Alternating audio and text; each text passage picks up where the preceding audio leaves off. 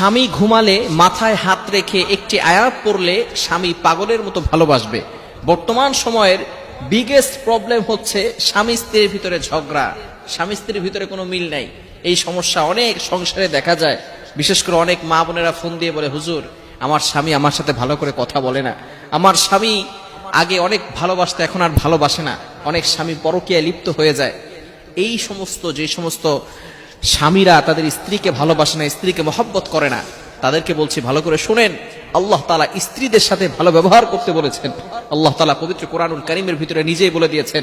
4 নম্বর পারার 20 নম্বর পৃষ্ঠার 3 নম্বর লাইন, সূরা নিসা-এর 19 নম্বর আয়াতে আল্লাহ তাআলা বলেন, ওয়াআশিরুহুন্না বিল মা'রুফ, you treat your wives well, তোমরা তোমাদের স্ত্রীদের সাথে ভালো ব্যবহার করো।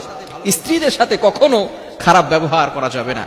স্ত্রী হচ্ছে এমন একজন পার্সন যে তার সব কিছু ছেড়ে দিয়ে তার প্রিয় বাবা, প্রিয় মা, প্রিয় ভাই, প্রিয় বোন, প্রিয় বালিশ, প্রিয় বিছানা সব ছেড়ে দিয়ে আপনি স্বামী, এই স্বামীকে ভালোবেসে সবকিছু ছেড়ে দিয়ে আপনার বাসায় চলে এসেছে।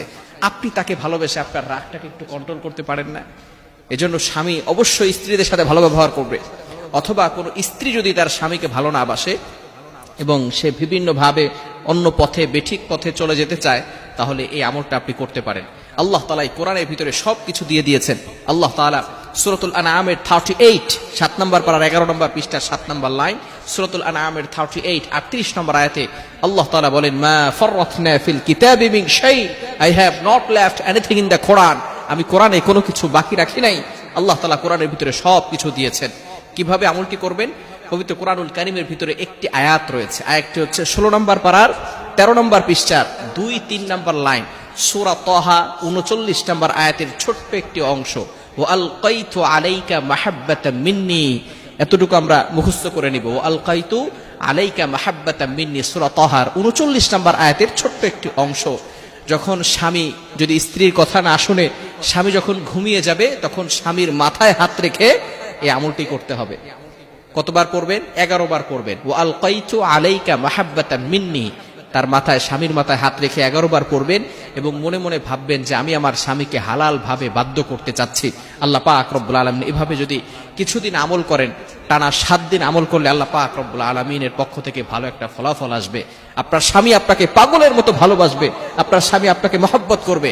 কোন স্বামী যদি পরকীয়ায় লিপ্ত থাকে, হারাম অবৈধ রিলেশনে যদি কোনো স্বামী লিপ্ত থাকে, ইনলিগাল রিলেশনশিপ, যেটা বিবাহ বহির্ভূত সম্পর্ক, এই সম্পর্কে যদি কোনো স্বামী লিপ্ত থাকে, পরকীয়ায় লিপ্ত থাকে, তাহলে কোনো স্ত্রী যদি এভাবে আমল করে, স্বামীর মাথায় হাত রেখে 11 বার ওয়া আলকাইতু আলাইকা মাহাব্বাতাম মিন্নি এই আমলটি করতে থাকে, আল্লাহ পাক রব্বুল আলামিন ওই যে পরকীয়ায় লিপ্ত আছে যে স্বামী স্ত্রীর সাথে, যেই নারীর সাথে, ওই নারীর ভালোবাসা তার থেকে দূরে সরে গিয়ে তার স্ত্রীর প্রতি তার ভালোবাসা চলে আসবে।